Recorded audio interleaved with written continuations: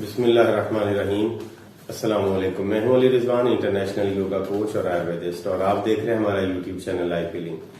नाजरीन, आज की वीडियो में दमा के मर्ज का इलाज आपको बताएंगे। इस नुस्खे पर अमल करने से आप आसानी से घर में इस नुस्खे को तैयार कर सकते हैं और इस पर अमल करने से आप अपने दमा के मर्ज को ठीक कर लेंगे। सांस लेने में अगर दुश्वारी है, सांस रुक के आता है, ठहर जाता है, या सांस लेते हुए तकलीफ होती है, तो आप इस नुस्खे को इस्तेमाल करेंगे, आप बिल्कुल ठीक ठाक हो जाएंगे इंशाअल्लाह अज़ीज। नुस्खा बहुत आसान सा है।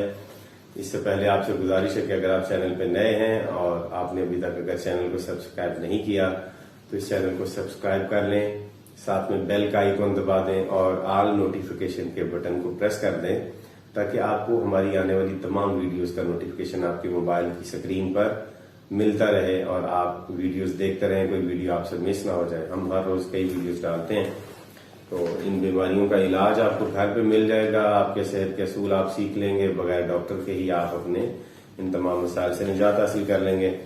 तो ये चैनल आपके लिए एक मुकम्मल डॉक्टर है। जो अज्जा आपने लेने हैं दमा के मर्ज के लिए वो जरा समाप्त फरमा लें।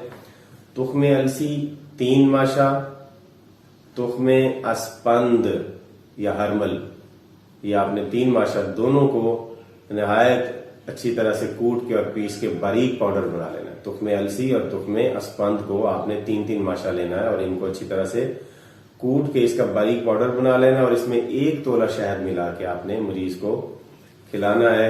अगर आप खुद को ये मसला है तो आप ये खुद खा लें। आप हफ्ता, 2 हफ्ते, 3 हफ्ते तक इसको इस्तेमाल करें। आप इंशाअल्लाह अज़ीज दमा के या सांस के मर्ज से निजात हासिल कर लेंगे। आपके फेफड़ों की नालियां खुल जाएंगी, उनमें गलीज मवाद जो जमा हुआ है वो ठीक हो जाएगा। दमा के मर्ज के लिए आपको ये करना है कि आपको ठंडे पानी से नहीं नहाना, ठंडा पानी नहीं पीना। रात को आपने हवादार और ताजा हवा वाले कमरे में सोना है, लेकिन हवा गर्म होनी चाहिए, कमरा गर्म होना चाहिए, ठंडा नहीं होना। एयर कंडीशन में आपने नहीं बैठना।